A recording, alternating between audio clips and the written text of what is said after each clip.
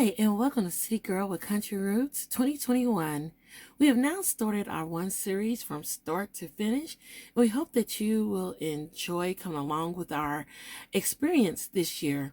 Today, we're going to be planting up some of our brassicas. So stay tuned as we get ready to fill up these trays with that wonderful cold-loving vegetable.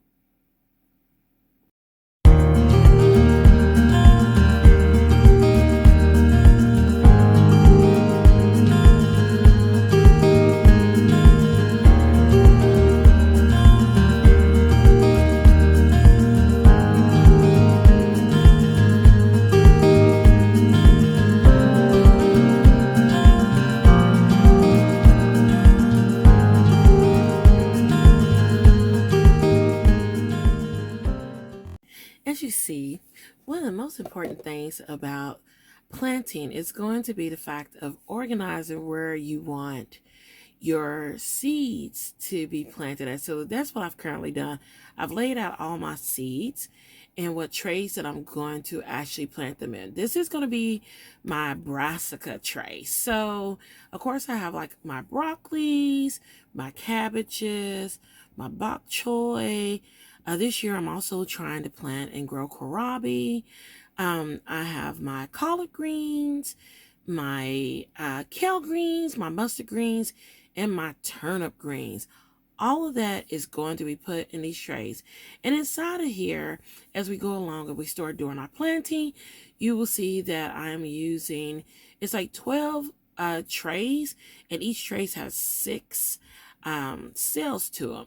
But the thing is, with a lot of these, of course, I'm just going to start the seed, and then I can determine which plants I want to keep, which ones I don't want to keep, and then I could have the choice of either A, up potting them, or B, just discarding them, or even C, go ahead and planting them out. Because the one good thing about brassicas is this: they love cold weather. And of course, here in Kentucky, it is currently cold. So I'm looking for a lot of these to more say spring up, to be planted, about the last part of March here. So really, as I said, today is like February the 21st. So it gives me enough time, because a lot of these only take 4 to 6 weeks, just overall, from the fact of everything going on from the seeding. It takes about 3 to 10 days for them to actually come up, in which of course they would be placed on a trusty heat mat. There's always controversy about that. Some say, brassicas don't like heat. Some say they do. But for the purpose of this, they will be placed on a heat mat to get them to germinate and to come up. And then from there, we'll be strictly, of course, with the grow lights. And then we will start the hardening off phase to move them outside. And then they will be planted in our backyard garden as well as in our community garden. All right, then let's get started. What we're going to start off doing is, of course, putting dirt in our trays. My dirt has already been pre-moistened a little bit here. And I borrowed one technique, of course, from Gary over at the Rustic Garden, where you take and you go ahead and you pour like hot water into your seedling start mix here. And that's to help kill off any fungus nets or anything, because that stuff is supposed to be extremely sterile. It can still harbor like little insects. So you just get a thing of boiling hot water, take and put it in your seed starting mix here, let it cool, and then take and fill your trays. So that's exactly what we're going to do now. We got to fill up these wonderful trays here and get them all ready so that we can then plant our wonderful, wonderful seeds. Now, some people will take and like sift their garden mix. So if it has like any form of tree limbs, or, well, I call it tree limbs, but it's really not tree limbs. Any form of the like sticks or anything, they want to get it out. They want to have sometimes the finest. So me, I'm not as picky, because I know along the way I'm going to eventually get to where it's going to be, the plant is going to grow just fine. Either way, the seedling is going to come out just fine. I mean, I've been doing this now over 15 years. So to date, I have not had any of my seeds to not generate just because it has to. But if you do desire to have a finer, seedling start mix, then I do encourage you to find a way to maybe sift it, get you like a regular little sifter thing and just kind of, take and sift through it so you can take out any extra debris that you do not want. So we're going to continue to fill these wonderful trays here real quick. So then we can get planting our wonderful Brassica family. Yes. What we're going to do now is that, of course, you see, and I put dirt in like all these cells, but now I need to kind of pack it down in there and firm it up real good, because you want to make sure that you don't have air pockets in your dirt when you're doing this. So I'm going through now, and I'm going to have to definitely hand pack this down so I can see, how much dirt is actually down in these cells, because I need to add more dirt, and which of course I'm probably going to have to add more dirt, as we can see from the current video here, that we can see that even as I'm packing it down, you can tell that a lot of them are going to need definitely more dirt. And the one thing too that I will say that I find very important when it comes to your brassicas, and this is definitely when you get outside, you want to make sure that when you plant them, that you do give a good firm packing for their roots, and that because they thrive on having their roots really kind of packed down. Just brassicas though, it helps to cut down on some of what's called club root when you do that and everything. So I definitely encourage you that when you get them out there in whatever you're growing, whether you put them in your container, you put it in a raised bed, or you put them in ground, that when you actually plant the actual plant, that you give it a good steady pack down, because it's going to love it, it's going to need it. And I find that it just helps your plants to grow better, versus if you was to try to plant them in something very loose, because some plants don't like for their to be packed down like that. But I find with your broccoli, your cauliflower, that is quite essential to do that. It's always good too that when you're thinking about planting your seeds like this, that you do select vegetables or flowers that all require kind of the same growing needs. So that's why I'm doing all my brassicas, because they all kind of have the same requirement, meaning that they're going to require the same basic temperatures to grow, the same type of growing conditions. So it's much easier to seed store something like this and have them all seeded together. And that way too, because think about it, if I was, and I'm just using this for example, that's just too early to be sowing tomatoes where I'm at. But if I was trying to sow the tomatoes and peppers and all that good stuff right now, along with my brassicas, one, the tomatoes in them definitely have to stay in longer, but two, they're going to actually grow bigger than these plants, which in turn can cause some other issues.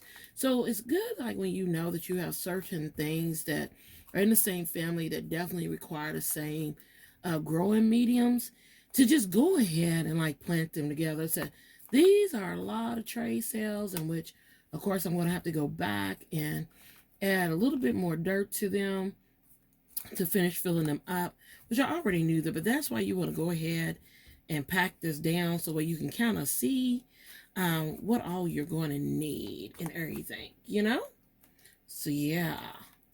Ooh, I'm telling you, I think my fingers are getting a workout here. As you see, I'm definitely adding more of this wonderful seed starting mix to my trays. I'm putting my hand over here to catch some of that overflow. And of course, we'll go back through and do basically some of the same process, of just kind of patting it down into these wonderful trays.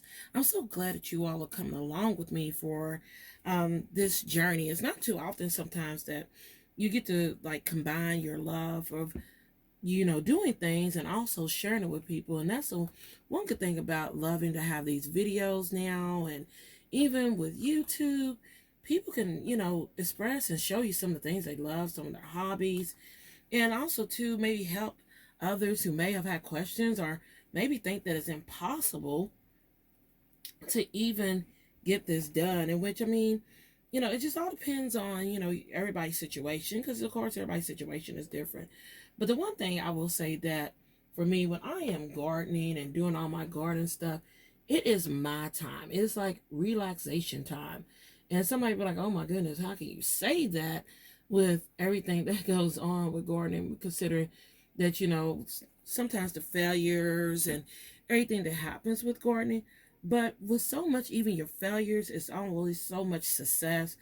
And I mean, I love it. And I love even when I do have failures, because then it allows me to go back and re-examine what I might have done or what could have been the current weather situation and different things like that. There's so much that goes into it. As I tell people on my Facebook channel and my Facebook group, to always definitely keep a journal book with you and journal your experiences every year about, what grew well or, what didn't grow well.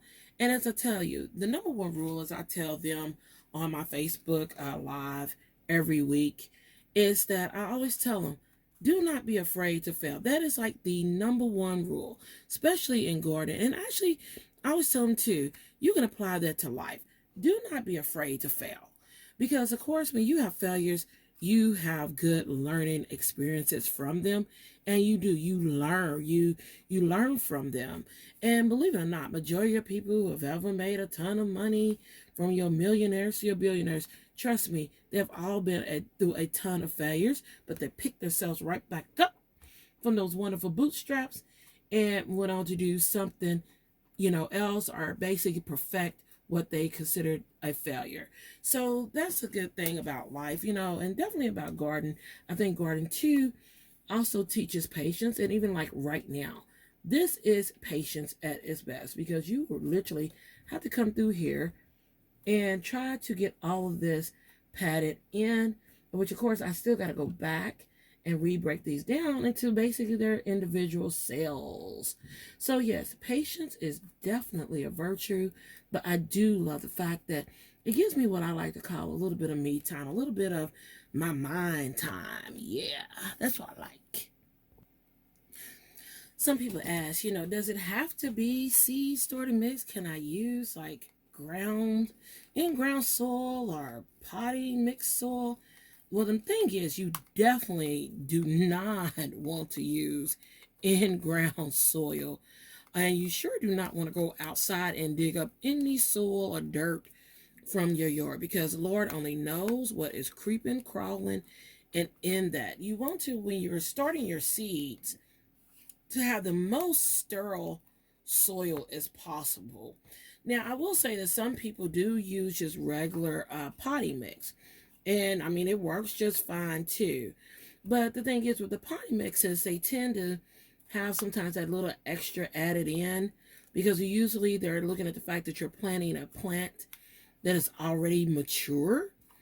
And so sometimes they can already have like a fertilizer in it. Whereas when you have your seedlings or your seeds, more so, that you're going to be potting, that seed comes already ready with every bit of nutrition that it's going to need in order to spring up out of that dirt.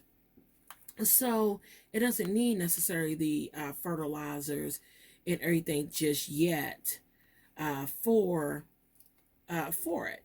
But I will say, if I had to choose between, that or some in-ground soil, definitely use the potty mix over the in-ground soil. But I would still do it the same way.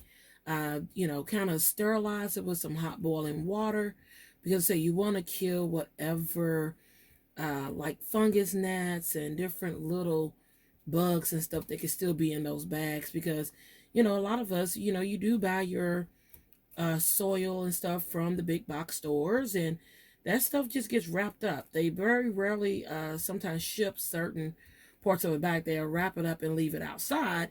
So anything can be in there. Of course, sometimes even weather, rain and stuff even gets in there. So, I would definitely say, definitely make sure that whatever you're going to use, between some seed starting mix or some potting mix, that either way that you do their sterilization. I know it said that's not my technique and method of the boiling water. I did run up on that from Gary over at the Rustic Garden, and it has been a trusted, tried and true that I've been doing now for the last few years. Because before then, I would just did like everybody else. I would just wet my, my seed starting mix and just go for whatever.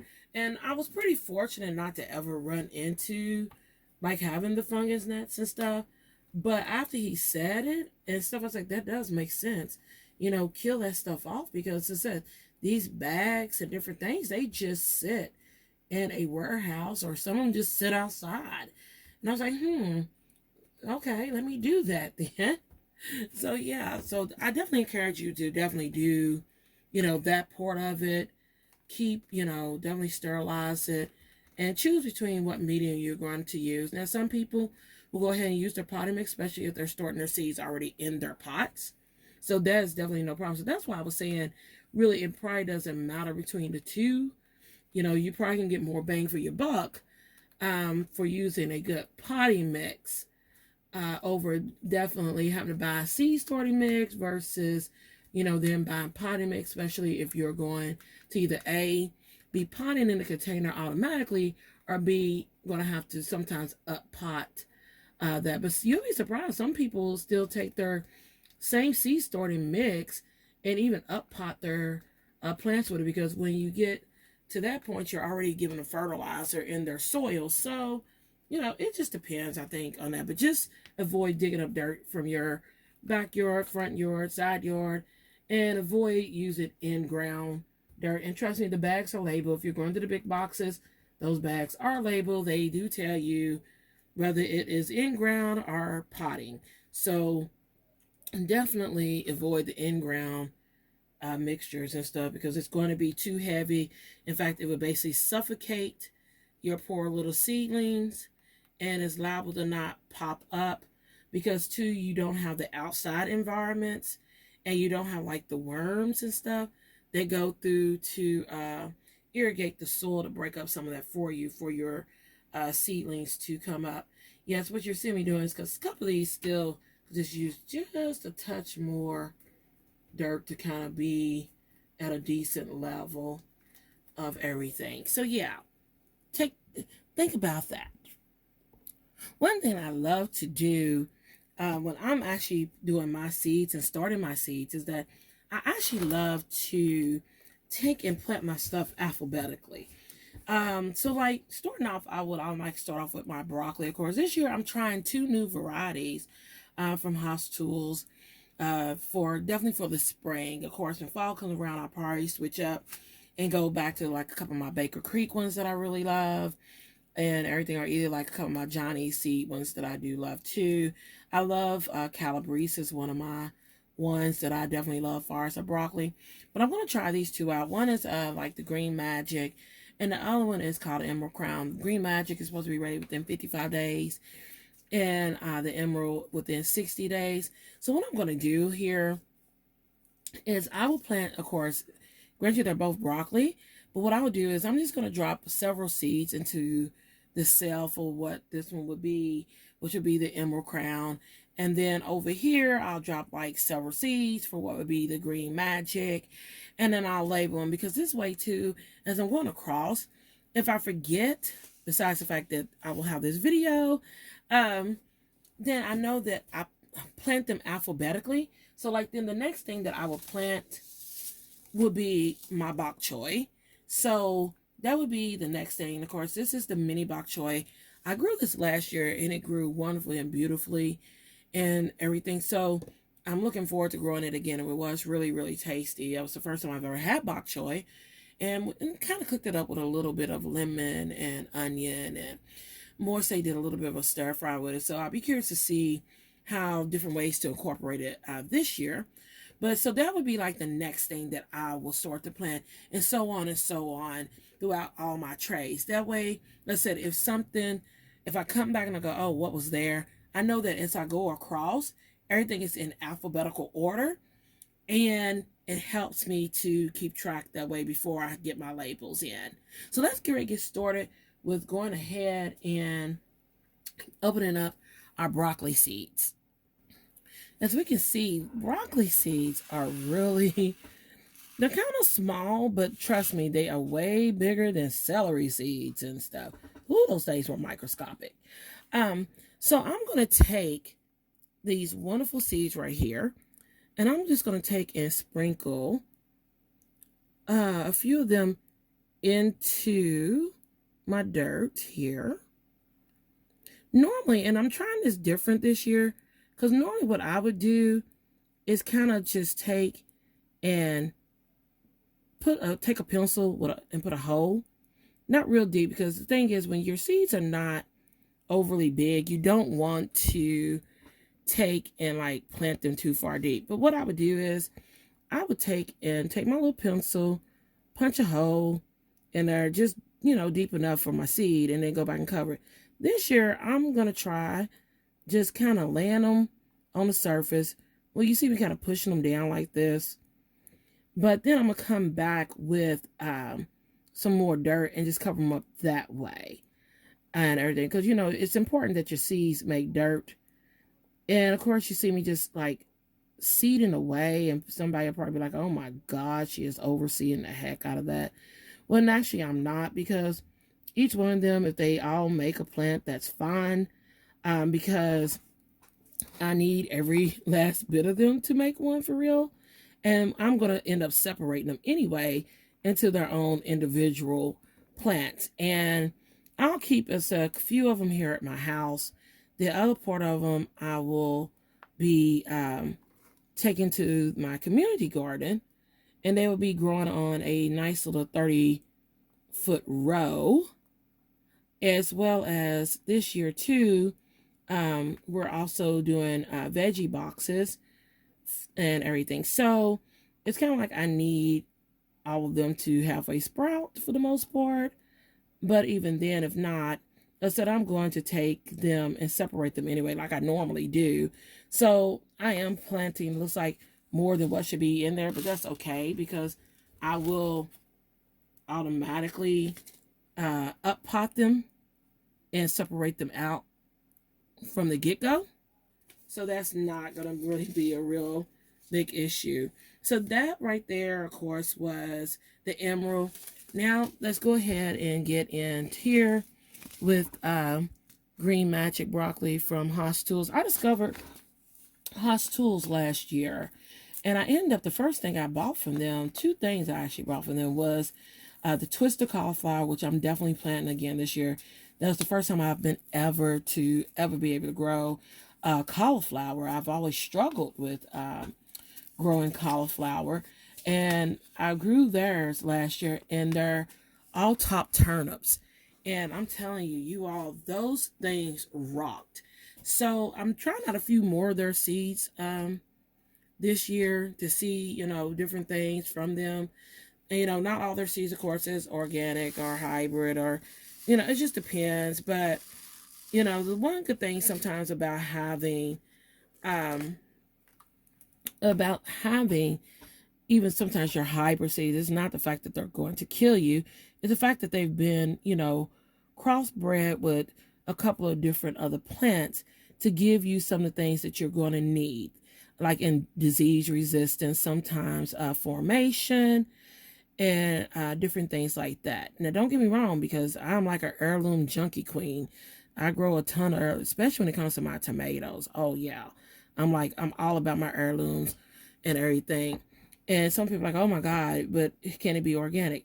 It's not the seed that's going to make it organic. It is your growing practice, your soil, your treatment is what's going to make it organic. So don't worry about the fact of if it's technically a hybrid seed or if it's this type of seed, because I said it's going to be your practice, what you're putting in your ground, how you're growing it. Because basically what happens a lot of times where you're buying even the organic seed, a lot of times they're grown on the same field and same lot with the other seeds. It's just that they might be grown like a couple field plots over. That is all. A lot of times they're coming out of the same, almost out of the same field from the same form. It's just about what side was maybe sprayed and what side maybe wasn't. But at the end of the day, the seed itself is not going to be contaminated. It's going to be the way that you grew your stuff anyway. Oh yes, let's get ready to do this wonderful bok choy from Baker's Creek. I have loved Baker's Creek ever since I have found out about them. I mean, oh my goodness, I'll say that 3/4 of my seeds is probably from Baker's Creek. And then another is from probably M.I. Gardner. I love his seeds too. I also love the fact that his seeds are very reasonable. You know, they're like 99 cents a pack, whereas a lot of these seed houses, depending on what you're looking for, a lot of them, depending on what it is, can be quite expensive. For like up $3 or, you know, even up to $5, especially if you want to talk about getting organic seed and everything. My thing is more say getting me some good heirloom seeds, getting me different things like that is more my concern, because I like the history of seeds. I like sometimes that old flavor, but so I do also understand the purpose and the point of some of these hybrids, because so that some of them are bred for certain disease resistance. And like if you live like in a climate like mine's here in Kentucky, in the summertime and stuff, when it gets really hot and humid and everything, sometimes you're going to need some of that disease resistance and everything for your plants, so where they don't, you know, like kill over on you. Once again, of course, you're seeing me overseed. And one thing I am going to do, I am going to overseed this a little bit too, besides the fact that I will break this apart as well, is because these are also my seeds from last year. So with them being a year old, I definitely want to probably add just a touch more, because of course, the longer your seeds sit from year to year, you know, you run the risk of the fact that they're not going to be germinating as quickly and as well. So yeah, we just got our bok choy, and I'm going to do the same practice that I told you that I'm doing with the broccoli over there, as I'm kind of just spreading them out a little bit. I am kind of pushing them down to where they can meet some soil, but then I'm going to come back and cover them with more topsoil and then water them in. So let's just kind of push them there so they're not just rolling around. All right. Currently, also now I'm adding the cabbage seeds. This is a new one that I'm trying to from Haas Tools. It's called Cheers. I think it's supposed to be ready in about 75 days. But I will say the one thing that you can see that so far that all these Brassica seeds have in common, that all their seeds basically look alike. So that said, that's one thing, especially when you're seeding as much as I am seeding. One reason why I like to definitely plant my seeds in alphabetical order. Even though it's cabbage, I take and plant them even in alphabetical order, because I'm planting 3 different types of cabbages. I'm planting, this new one from Haas that's called Cheers. And then I'm also going to be planting my one from M.I. Gardner. It's called the Danish. And I think it's supposed to be one of the quickest ones. It's supposed to be ready basically within 65 days. And then I'm also from Baker Creek. Remember I told you I love me some Baker Creek. The Golden Acre, which is also another like 60-day cabbage. So I am going to be planting all of those. So definitely it's important as I go across all these sales that I keep up with who's who, which is why that's one of my tips, is always like plant your seeds alphabetically. It would just save you a world of time and trouble when you're going back and put your labels in and everything. So I'm going to continue on. The next set would be my Danish, because it's D, and my golden, because it's a G. So yeah, we're going to keep going on. One thing about seeding too is that when you're also seeding, and even though I know for me, I'm seeding for multiple reasons, not just, to feed my family like normally and to have a little bit to give away. This year, so we're starting a vegetable box thing, a veggie box for people, because I'm finding that more and more people are really definitely wanting to know where their food is coming from and how it's actually been grown. And, with everything that's gone on in the world in 2020 and certain things became kind of scarce, people are definitely wanting to stick closer to home and know that things have not been traveling far and all that good stuff. But two, the other reason why you too sometimes want to sow just a little bit more is the fact that you have to also account for loss, because in case you get a couple plants that get hit with maybe bug damage or something, then you want to make sure that you have enough that's out there to possibly make up for that loss as well. So it's always good, if you're dealing with older seeds, definitely overseed a little bit, because I said every year their germination rate kind of decreases. And then secondly too, you want to plant, for the sake of possibly having to come up with the fact of maybe having a loss. And the one thing too, what we will do, even though all of these will be planted, probably what we would do is we're going to probably intercrop plant ours, meaning that we're going to plant them probably like some onion sets and definitely made some flowers or something. And we're not going to plant them all together, because that just sets you up definitely for wonderful things like the little cabbage moth, or as I call him, because we'll be looking for him. I call him, he's the white butterfly with the brown speck on his wing. That's how you know which one that is. And he's actually what they call a cabbage moth, or a brassica. You might as well call him a brassica moth. I don't know why they just call him a cabbage moth, because he attacks everything that's in this family, from your broccoli to your cabbages to your Brussels sprouts, to any form of your greens, collard green, kale greens, whatever. He goes after. So he really should be called a brassica moth, but they call him a cabbage moth. So if you see him out there flying around, especially if you don't have like floating roll covers, or you're not able to intercrop, and even if you are able to sometimes intercrop, he still sometimes finds things, because that's just, that's nature and everything. Then I would definitely say definitely get you some BT. B as in boy, T as in Tom. And what that is called Brassica. It is a actual bacteria, but it's for organic, definitely organic farming, and those who don't want to put chemicals on there. And what it does is it releases this. It's a harmful bacteria to him, but a beautiful and great bacteria for your plants. In fact, it does no harm to your plants, and it has been certified, OMRI certified, for organic growing. And what it does is that when he lands down and lays his little hatchling egg, and then turns into a worm, this green worm, and then when the worm bites into it, it actually kills it, and it helps us kind of stop the life cycle. So that is something to really think about when you're growing all of this.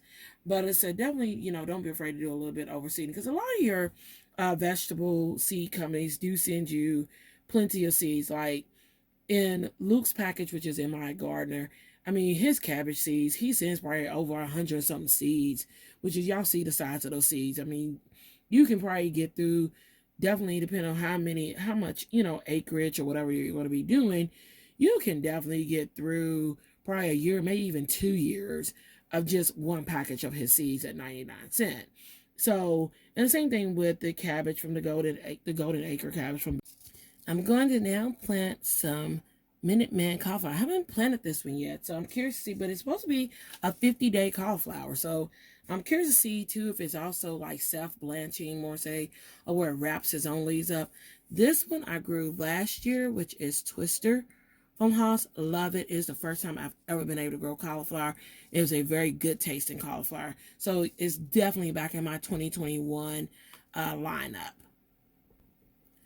I'm trying another new vegetable. As I said, I'm going to try kohlrabi this year. This is from Baker's Creek. It is the early white Vienna. As well as I'm going to grow the purple one. I think it's called Blur Speck. So this is going to be really interesting to see how that's going to be. I've never grown kohlrabi before. I heard it is a must-have vegetable to try. So I'm really excited about actually trying this one out. Now, no garden. I do not care if you're Southern or not, but in this case, I am.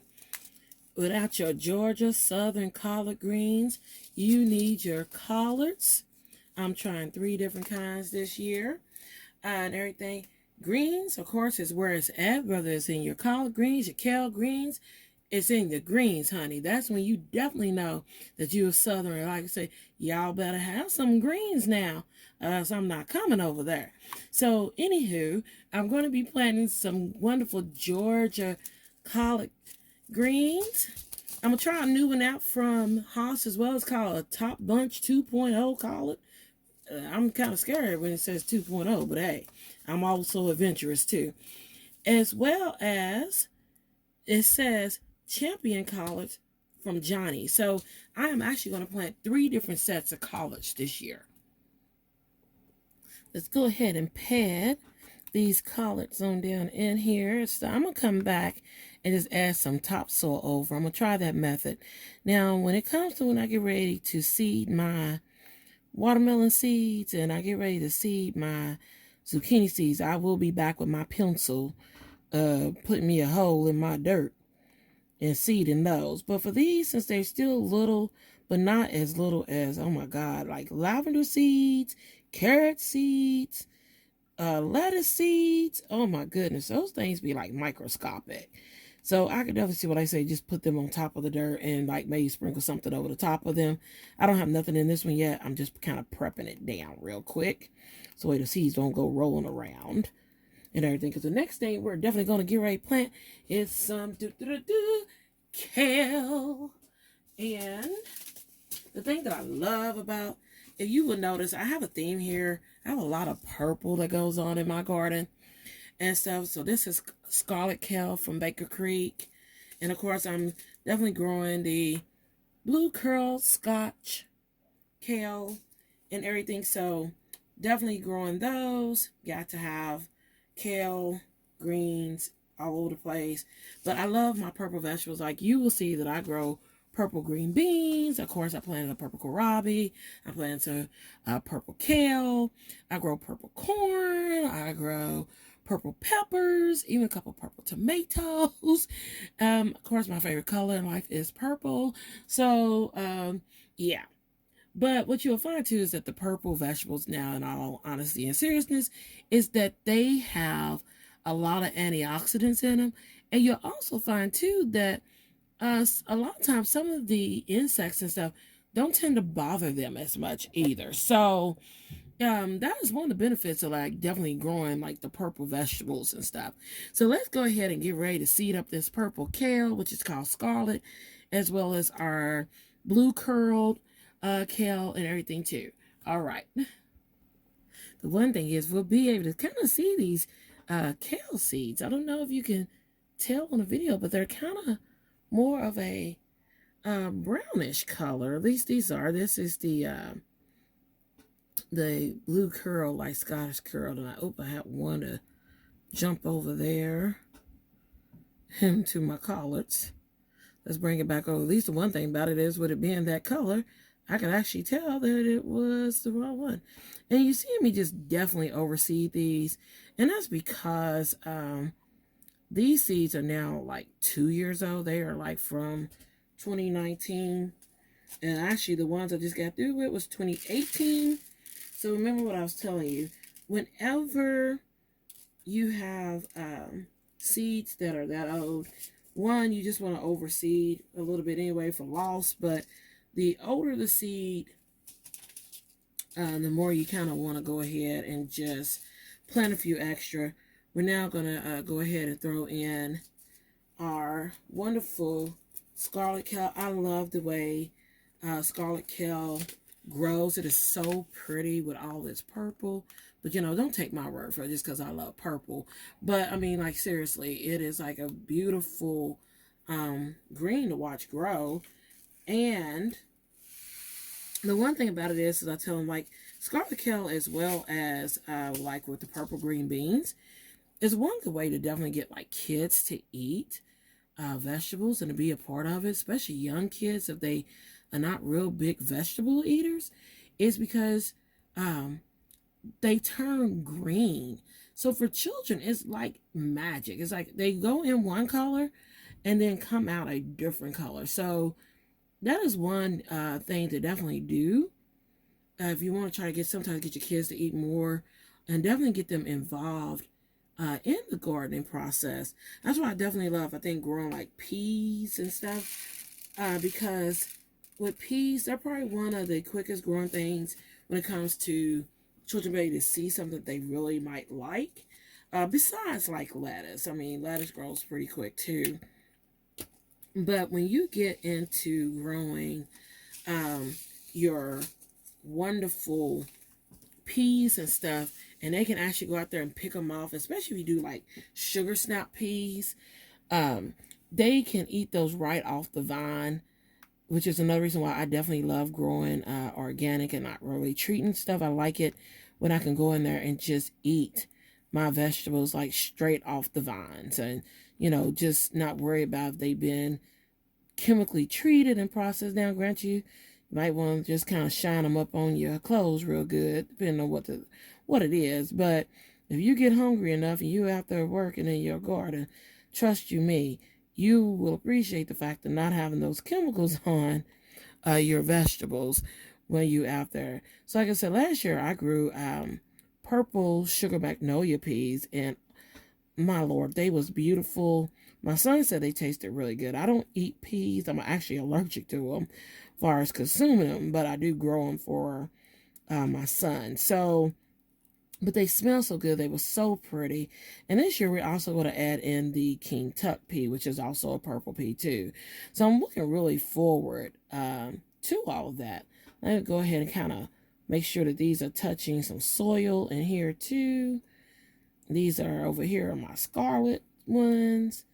And of course, and as much as I love them, I only plant a few in comparison to the green and everything. Because, some people get leery when they see like purple greens. Because a lot of people always think that the purple greens are ornamental greens. But believe it or not, a lot of them you can't eat. I mean, I grant you some of them are just for decoration. But the ones I'm planting is definitely edible. And I don't know if that's showing up on camera, not real good, but look how pretty and gorgeous this mustard seed is. It's like a real pretty burgundy brown, like a purple reddish color. It's really pretty. It's the Southern Giant Curled Mustard from Hostel. It's a new one that I'm growing this year. So let's go ahead and get it seeded up in here as well. I mean, you will be able to definitely see where it's landing because I mean, it is gorgeous. It's like a burgundy color seed. So I'm really looking forward to that, to see how that is going to do. And so because I like myself, I love eating like a mixed green. Like my collards are my collards. You don't mix them with anything else. But now when it comes to like my kales and my mustards and my turnips, I do like to mix them because I tend to eat the turnip tops. The one thing about turnip green is that you get a root and you also get a top. So I like the greens on the top, whereas my dad likes the actual turnip itself. And so did my great grandmother. She liked the actual turnip itself besides just the green. So you got to get a 2-for-1 deal when you're dealing with the turnips. So let me go ahead and get these patted on down in here too. Now on to my turnips. I truly love this turnip green from last year. This was put out by House Tools, and I'm growing it again this year because even my grandmother enjoyed this. It is called All Top Turnips, and basically what it is, it forms nothing but the tops. But I have learned that if you leave it in there long enough, it will try, it will make a bulb along the way. So we're going to do that one, and so I love it. And plus too, what's really cool about this with the Haas tool, and I guess it's because they wanted you to be able to see it, is that they coated this seed. Check it out. It's blue. It's a blue coated seed. So yeah, it makes it pretty easy to see where it's going, which I truly love that. So it's getting planted right next to my pretty burgundy seed. So let's say it's a pretty blue seed. I love it. I said I love the fact that it really was a really good generator. And oh my God, I mean, this turnip tops just kept going and going and going. It took them forever to even go to seed, for real. I mean, it took a while. And I do mean a while. I was out there cutting turnip greens, I swear, it's like every day for about 2-3 months, along with those mustards, because I planted them together. And my Lord, when I said they kept going, they kept going. But I do like the fact, because remember I told you, I'm not much about the bulb. I don't mind the green itself, especially mixed in with my other greens. I like the fact of the little bit of bite that the turnip can give to it, along with that mustard with a little bit of that spice. And then that kale just balances it out. But I definitely had to regrow these all top turnips again, because as I said, they were a wonderful, wonderful green to grow last year. And I was really, really happy with the production that we got from them. I'm also going to be growing, of course, some standard 7 top. I got these from Southern Exposure, another lovely company. And as well as I got these, one of my other favorites is Hudson Valley company, seed company. I love all their packaging, because every one of their packages is, but you don't have to choose that, but for the most part, every one of their packages is an art package that they solicit artists every year to draw their seed packages for them. So each one of their packages is different, and you can also buy some of the artists' works and some of the prints and stuff to help out new and unknown artists. So let's get seated on those as well. Since I'm about to plant the Tokyo market, what I want to show you is that, of course, the front of the packet looks like this. And then when you open it up, because, of course, it tells you these are certified organic seeds. That's another thing. Hudson Valley tends to deal with a lot of certified organic seeds. And, of course, when you open these up, this is supposed to be a 35-day turnip, actually. And you see how beautiful, like, all the drawing and the packaging is of this. And then you open it up, and of course, here's your seed packet right here. But look at all this wonderful, like, literature and everything. And it tells you, like, different history about this. It'll even tell you a little bit about the artist and just different things. Just celebrating the art of seed, Hudson Valley Seed. And so I really love getting seeds from them. I've enjoyed growing a lot of their seeds and everything, but I think that's really one of my selling points, is that I love the fact of getting the packages that have been drawn and hand created by a lot of different artists. Let's get ready to take and like push these on down into the soil some too, to make it create, touch some soil. So these are my all top turnips right here. I know, so because the seeds are blue. So they coated them, which is something, some companies will do that. It doesn't affect the product at all. So because I know for a fact that these things grew like crazy. And then of course, here's my 7 top turnip seeds. And then I will move into my new one. It's because I've never grown the Tokyo ones. So that's a new turnip that I'm going to try to grow this year. And some people will argue the fact that you need to direct sow turnips. Others will be like, oh, it's okay. I think you have to like learn your own style and tricks for certain things. Now, I will admit some vegetables do not like to be have the roots and stuff disturbed. So you got to like definitely learn which ones those are. But far as like, not necessarily getting a head start jump on some of this, and basically transplant it out. One thing about, at least if you transplant it out, you know exactly where to put it. And sometimes you're not worried about seriously overcrowding it. Even if you do high density gardening, you can still see where your plants are going to come up at. Well, I got all my brassicas that I'm going to plant going, but I still have room for some spinach. Love spinach. So I'm going to use my last 4 trays to grow spinach. I'm definitely going to grow abundant Bloomsdale. I'm going to grow the long-standing Bloomsdale. And then I'm going to grow this French kind, the Monstre de Fouffle from Baker's Creek. I'm going to grow this one as well. So I would definitely grow like a good row of each one and 2 rows of the abundant Bloomsdale. The one thing about spinach seeds is that they are some nice sized seeds. You usually can see them. So I'm going to use like every last one of these seeds that I just took out of the Prairie Road. And I'm going to go ahead and put them all in just one actual seed tray over here. And I know it's going to look like a ton of those seeds going in there. But my reason behind that is that they only had a 60% germination rate back in even 2018. So that's how old those seeds are. So at 80% germination rate, well, not 80, I'm sorry, 60% germination rate, that's not a very high germination rate from the get-go. So you would basically need to have overseeded it from the get-go. But now with these being definitely over 3 years old, I'm just going to go ahead and just put what was left in this packet all in one cell. And then I'm going to come back with some more actually abundant.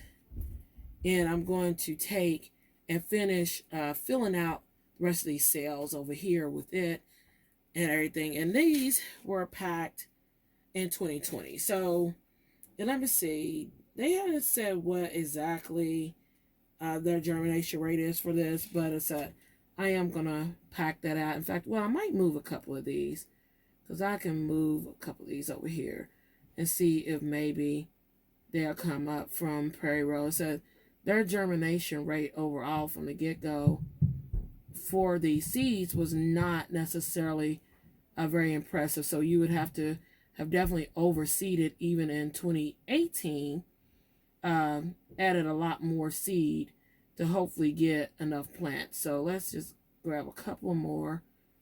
And there we go. That's all I'm going to do.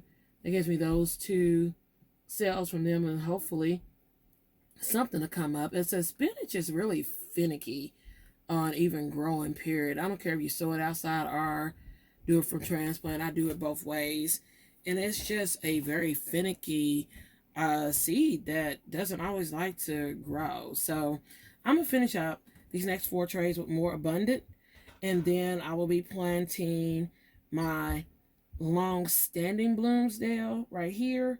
And then I will finish off with the Monroe, because these will actually go out in the garden before the rest of the Brassicas anyway, but they will come up probably later than them. Yeah, it's real crazy. So let me get with that. Spinach is definitely one of those vegetables that I definitely encourage you. If you're going to grow it, of course it takes a lot just to make up a decent serving of it, but I definitely would encourage you that if you're going to sow spinach, to always overseed it. And like what I will even do when I plant these plants outside, hopefully in the next couple of weeks, because they can go out while it's still cold and stuff, because spinach loves cold. If it gets to heat, it will usually start to bolt on you, so it doesn't like a lot of heat as it is. But what happened is, even when I sow these out with their little starter plants, I will take and add some seeds not too far off from each plant. So like if I have a plant here, there'll be a seed kind of going in right next to it. And then next to that and next to that automatically and everything. So in case two, if something happens to that plant, but yet that other seed takes off, it keeps me with spinach coming in. But I definitely say when it comes to spinach in general, definitely probably overseed. It probably has, besides sometimes carrots can have some of the lowest germination rates going. So always probably lean on the lack of just go ahead and placing more seed versus less seed at all times with your spinach. And so then one of my tricks is like I'll seed all of this in here. Hope that I'm hoping just at least get out of all these seeds, I'm hoping that at least in each cell to get at least 3 plants. And you're like, oh my God, but you're sowing about seems like 10 seeds. But I'm telling you, that's how low on the germination rate that spinach is.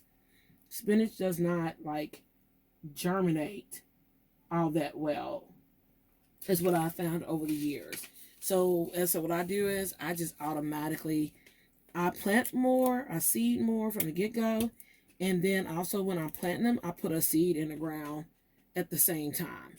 That way I can halfway assure that I should get some form of spinach. Now let's get ready to press them down on in there too. And we've now sown over 4 trays of spinach. And I said, I will be happy if each one of these trays, believe it or not, gives me at least 3 plants, which is saying a lot. So, that's not, if you think about it, consider how many cells is in each one of these. And we got, what is it? 1, 2, 3, 4. And I'm at 4 cells. And I'm just hoping that out of each one of these, that I can at least get 3 plants. So what, 3, 6, 9, 12, basically 24 plants, which sounds crazy, which when basically like with 24 plants, that will basically be just enough for the family itself overall. It might not be enough to even do my market garden and everything, because I said spinach is really finicky, and then it doesn't like hot weather, so it bolts. As soon as that weather changes on you and starts really becoming hot, it will start to bolt, and it will get bitter like how lettuce can do. So it's really kind of, sad that I don't have true high expectations to get a lot of spinach, and that I'm only hoping for, in all honesty, 3 plants per each one of these cells. If I get more, I would be over ecstatic. I really will be. But the history of spinach, and even if you look up people growing spinach, they will tell you that spinach is a real different type of vegetable to grow, because it is probably one of the more finicky vegetables, and the germination success rate of it is very, very low. So now let's get ready to cover these plants up with some dirt. Okay, what I'm going to do now is just come back with my same potting soil mix here. And I'm going to take and just basically, for the most part, just lightly sprinkle dirt over the top of all of these. And I will come back and definitely, cover them a little bit more. But the thing is, you're just going to now cover your seeds because you're going to water stuff in. I don't want it to be overly just packed down in there. So, because, some of our seeds, especially like our Brassica seeds and stuff, they're little seeds. And you only need to plant them like 1/4 deep from the get-go. So, you don't need a ton of like dirt to do that. So, I'm going to do that and do it this way. I'm going to try it out and see, how it goes. So, because normally I put little holes in all my stuff and plant my little seeds and cover them up with the dirt that's already there. So I'm going to try this method out and see, versus having to sit there and punch all those holes in there too. It doesn't seem like it'd be too bad overall. It'd be probably some time saving. The fun part is, is going to be covering up all your plants here and making sure it's enough dirt but not too much dirt. Now, these spinach seeds can take a little bit more dirt because they are bigger. But when you're dealing with smaller seeds like the cabbage and broccoli seeds and stuff, you don't want to like over pile them with dirt. You don't pack them down too deep with dirt, because then they won't probably be able to generate and push through as well as if they didn't have as much dirt on top of them. So, that's why they say you only plant them like 1/4 inch deep, which is not very deep at all. I mean, it's not even barely even the length of the tip of your pinky finger, for real. So we're just going to take and just kind of spread a little bit of dirt on each one of these. And then I'm going to come back and just kind of come over them like this. So as you can see, I'm currently going through and just slightly patting down this top dirt that I just added to my seeds. I'm not going to like just smush them down in there, but they do need, dirt over there on top of them, so the way they know to start to make their roots below. I need to probably sprinkle a little dirt on you.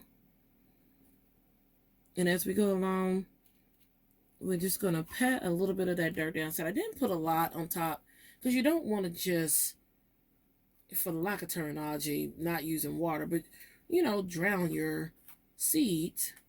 But they do need to have some form of dirt covering on top of them, so that they can start to generate, because they do use some energy to push through, but you don't want them to use all of their little energy to try to break through your soil. You're going to need a little sprinkle too, I see. So we're going to sprinkle, sprinkle, go, go, sprinkle, sprinkle, go, go. And that's going to be for like all of them. And so now the thing with the spinach, they can take just a little bit more dirt. But even then, I didn't like just over pad them with the dirt, because I do want them, because you still got to water this and everything. So you don't want them like just sitting on top when you water. And it's 2 ways to water. When I first start off, and which I'll show you that when we get to that in a few minutes. But there's 2 ways to water. We'll just talk about it real quick. Like, you can take a trusty spray bottle, which I always keep my little spray bottle right here. As you can see, it's wet, purple. And spray my seeds when I very first start off. Now, after about a couple of days or so, if I need to rewater them, because in my case, I do not use the humidity dome. Some people swear, live, die by the humidity dome. And that's when you put the plastic covering dome over it. You will water these, put them under, get them near somewhere near heat. And the humidity from it will allow you not to have to constantly water your seedlings, because you don't want to overwater your seedlings either, because that can cause them to dampen off and, not come up. The thing with the humidity dome is, yes, it's great, it's fine, it's wonderful. Don't get me wrong, because I've done it both ways. However, too, you got to think about like this: if you keep too much humidity in there and you're not really checking on it the way it needs to be too, for that, you can set up nice mold and fungus as well. So it's got its pros and it has its cons, because the humidity dome is basically what it's doing. It's giving your plants a greenhouse effect. Is what it's doing. But for me, I prefer just to do mine the way I've been doing it for years now. It works for me. Plus, I'm a person who checks on my seedlings every single day. If you're a person who doesn't want to like have to check on your seedlings every single day, and you don't want to have to worry about watering them about every 2 to 3 days as the soil dries out, then yeah, go with that humidity dome and test it out. Just, keep a good eye on it, because you don't want to get to the point where it has too much moisture in there, which then can give you a whole different set of growing problems and issues, like with the mold and the fungus and stuff. So what'll happen is, after I get done patting down all my dirt, I said I will water. When I do it like this for the first day or two, And so I use my spray bottle. Other than that, from a certain point on, probably like the next, by the time I get to the third watering, usually, if it requires a third watering, um, I'll start watering from the bottom. And that's just sort of way too, you're not splashing around your seeds. You're not getting sometimes your foliage wet, especially, and that's really important when you get into growing your tomatoes and peppers and eggplants, that you don't want to get your foliage wet, because that's how you set up other issues from fungus and all that good stuff growing on them. So I will then take, let me scoot that down and over a little bit, give you some. Um, I will then take and just water from the bottom. Plus, two, it allows for the roots of those plants to really get a good drink, which is basically what needs the drink. Same thing when I finally would start to fertilize with my fish and my worm casting emulsion stuff. I will definitely put that in the bottom of the tray and let the plants drink it up. Let it sit there for about 20 minutes, and you'll see that the dirt will change colors.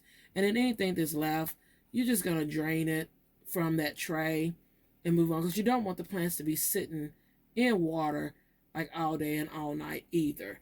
So, that's another thing to do. So I'm going to finish patting these down, and then we're going to water them in. Don't worry, don't freak out. For those of you who saw me turn the tray around, I'm just going to water the set, which will be my top rows that I first planted, and then I'll flip the tray back and it will be good to go as far as the labeling. But this is what I'm talking about. Like, I just get over the top of my seedling here, and I just give it, like, I like to kind of count to about 10. And I will spray each one of those cells about 10 times, because I want to make sure that the seedlings, the little seeds, are getting moisture, because they need the moisture to, start to break through. And the one thing about it is too, I'm not going to take and have the grow lights on. They will go on a heat mat until the first seedling pops through. Now, once the first seedling, it doesn't matter which seedling pops through, whether it's a green, a cabbage, or whatever. But once that first seedling pops through, then that's when the grow lights will come on, because you want to build good, strong plants. You don't want them to come out to be leggy where they're stretching, which is another reason why I love my grow lights that are on the suspension cables, because it allows me to lower it up and down. So when the first ones pop out, I will actually take and have the grow lights like almost dead on top of this tray, so the way as the plant grows, it will get the right amount of light. But you still got to be careful, because you don't want to burn up your seedlings either. And then from that point too, you don't really have to worry sometimes as much about your heat mat either. So I'm going to continue to spray these real quick and then wrap it up. Okay, so as you can tell, I've now pre-moistened my soil again, like I've gone through with my trusty spray bottle, and you can see all the wonderful water glistering. If I just think that they need a little extra, I will come through and just spray them like this. But the main thing to this is that you need to make sure that your seedlings don't dry out, but you don't want to overwater them, as I said, because that can kill them too. Since this has just been put in here, you want to, definitely make sure that it's good and moist. And so my rule of thumb is about a 10 count per each one of these cells. And if I still think like it's still too dry, I just come back through and just do another real quick spray of my cells like that, as you just seen. So the next thing I will do, which I will not keep you all on that, is I'm going to take my wonderful labels here, and I will then go back and label trays. And the tray has already been flipped around, so don't worry. It's back in the order that I know how to actually label, starting from my emerald green broccoli all the way down to my long standing and Monterey spinach. So we'll be good on that. So the thing is, don't be afraid to, try it out. I said from this point, after you sprayed it, if you're going to use a dome or use saran wrap or whatever to trap the moisture, this would be after you would put your labels in. This would be the step that you would then do is take and put that dome over the top of this and put it either, near some heat. If you have like a good heated furnace, you could put it on there. If you have fireplace, put it near there. Or like in my case, I'm going to put it on a grow mat. And you would just do that and you would monitor it.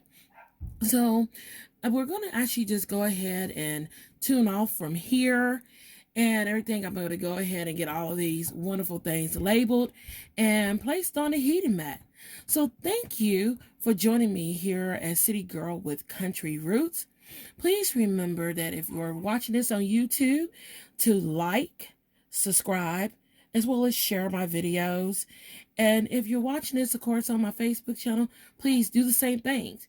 Like my Facebook page, share my Facebook page, and definitely on either channel that you may be watching this on, please, please, please, just remember to share it. And remember the number one rule: do not be afraid to fail, because from failure comes greatness. And I look forward to seeing you on the very next video. Take care of you all. God bless, and I'll see you then. Bye-bye.